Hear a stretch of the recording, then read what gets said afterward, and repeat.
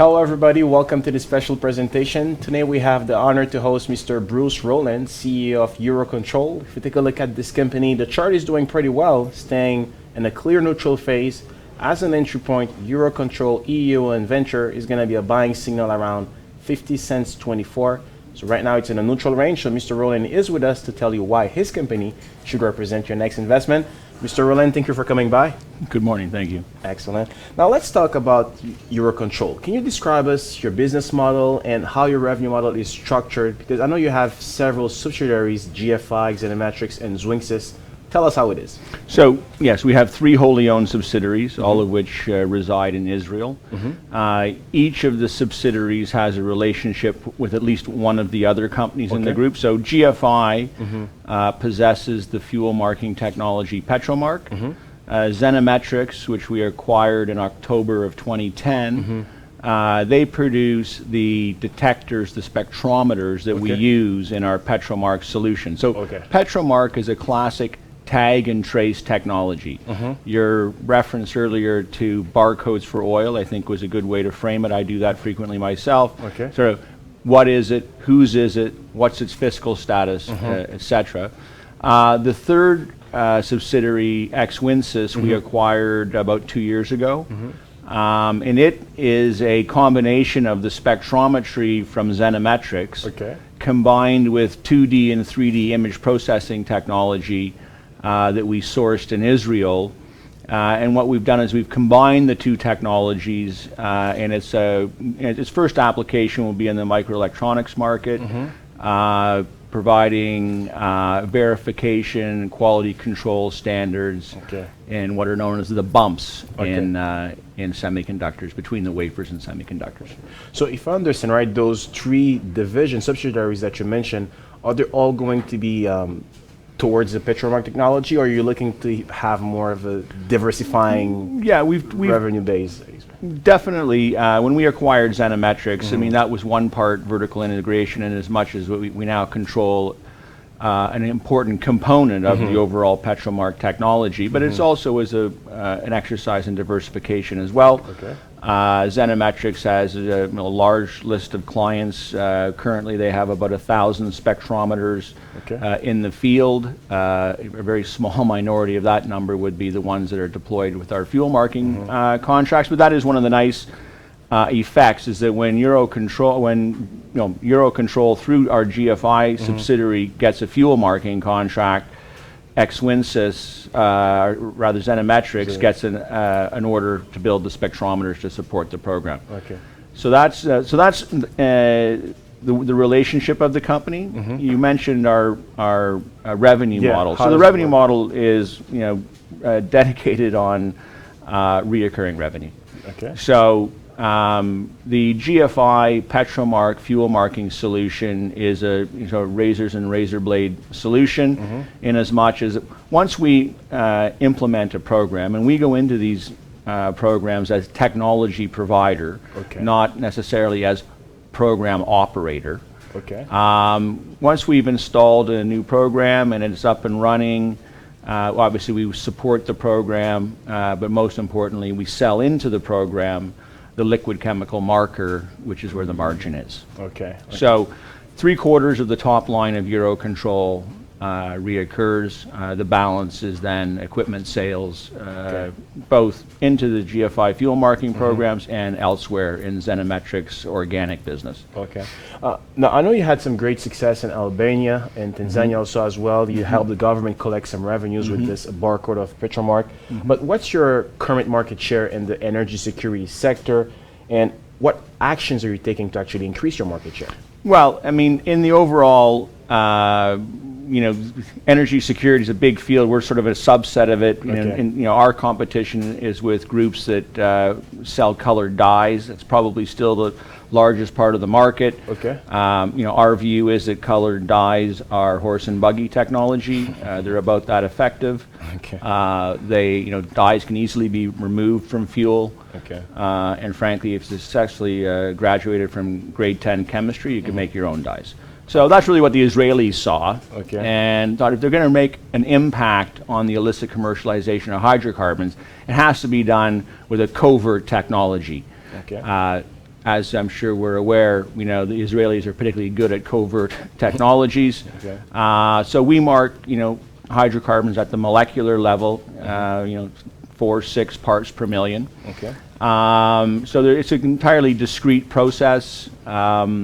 We have also ISO 17025 accreditation on this technology, which means that the output of the system, of the Petromark system, is of sufficient forensic quality to be admissible into court as evidence.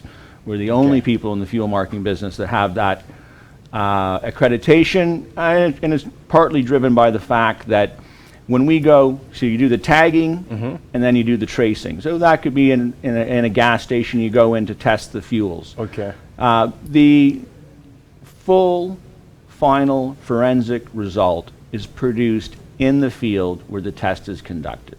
Okay. Everybody else gets indicative results in the field, has to send in samples to labs. Okay. Well, once you send a sample to a lab, you've likely given up the ability to use it as evidence in a court, because any good lawyer will rip it apart in chain of custody. Where was the lab? How many people handled the sample, et cetera, et cetera.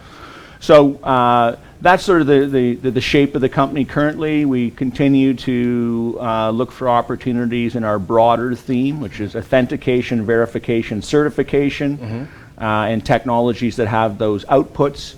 One of our themes is if it can be measured, it should be measured. It's certainly true in the world of crude oil and its derivatives.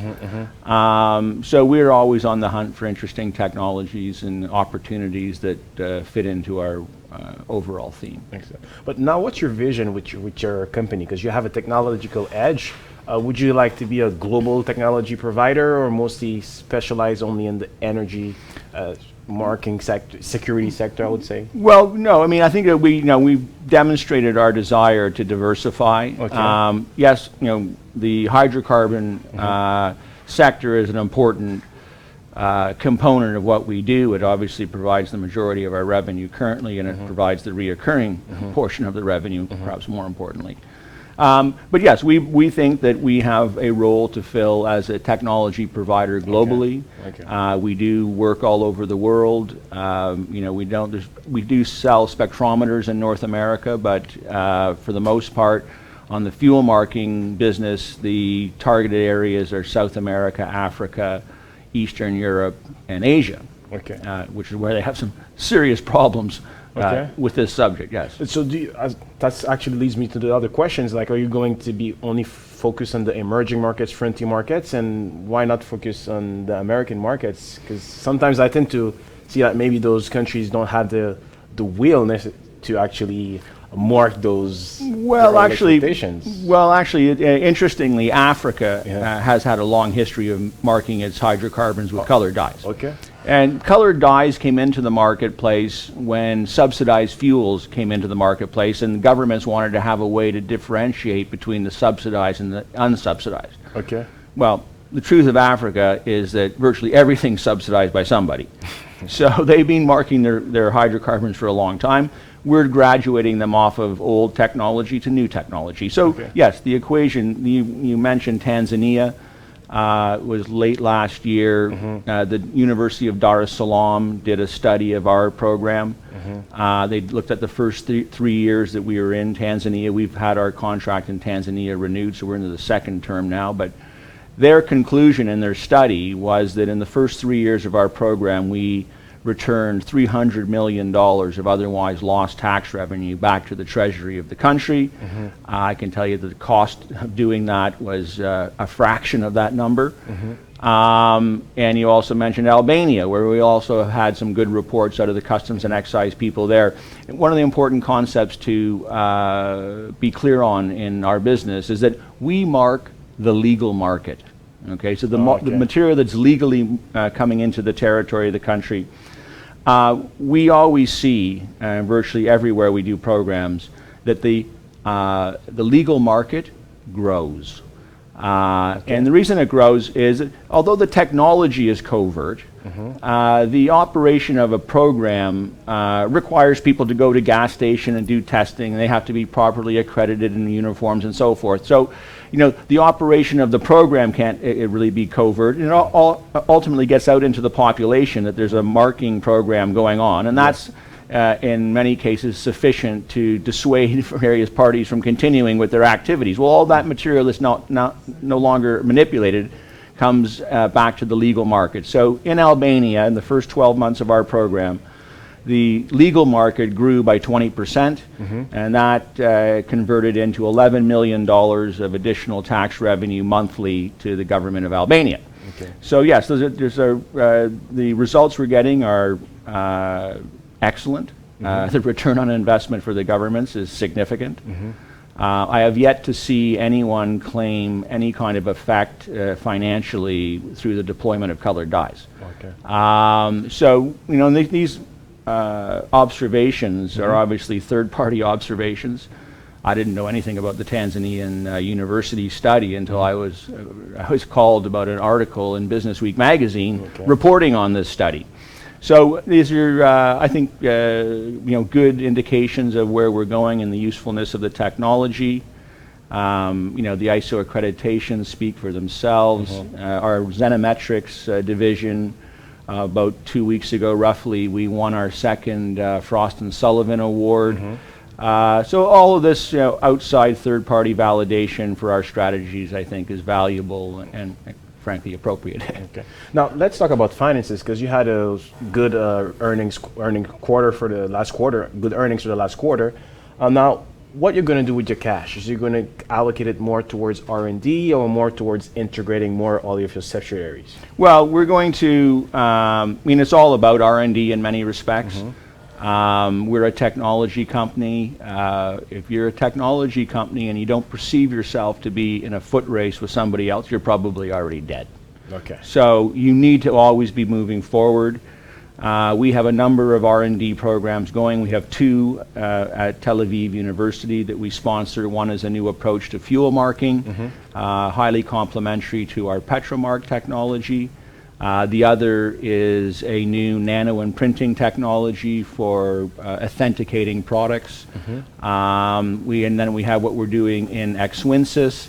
So yes, we've you know, our sort of general policy is to invest 10% of top line revenue back into R&D. In our case, we did a little more than that last year. We'll do more than that this year. Okay. We've also, in the case of Xwinsis, we've had three grants into the company from the Office of the Chief Scientist of Israel, totaling about $800,000 across the three of them. So we would like to maintain our independence as far as financing our R&D. I think that the stock has you know, room to move. My personal view is that the fair value is 30 cents.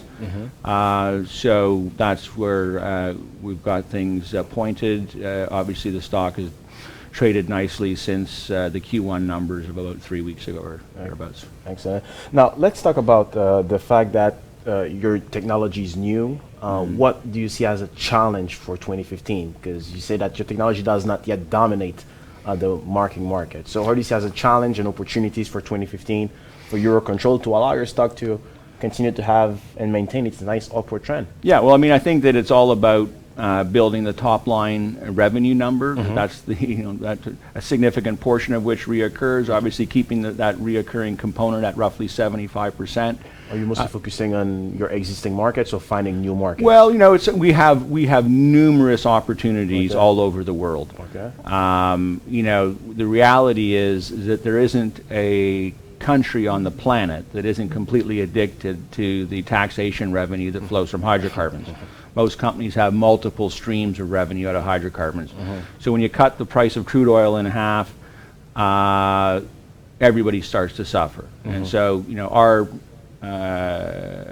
argument to governments is concentrate on those things that you can do something about. You can't do anything about the price of crude oil.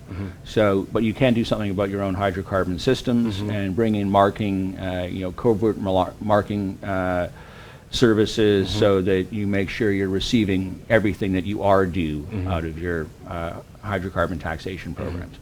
So, you know, we have Africa is an important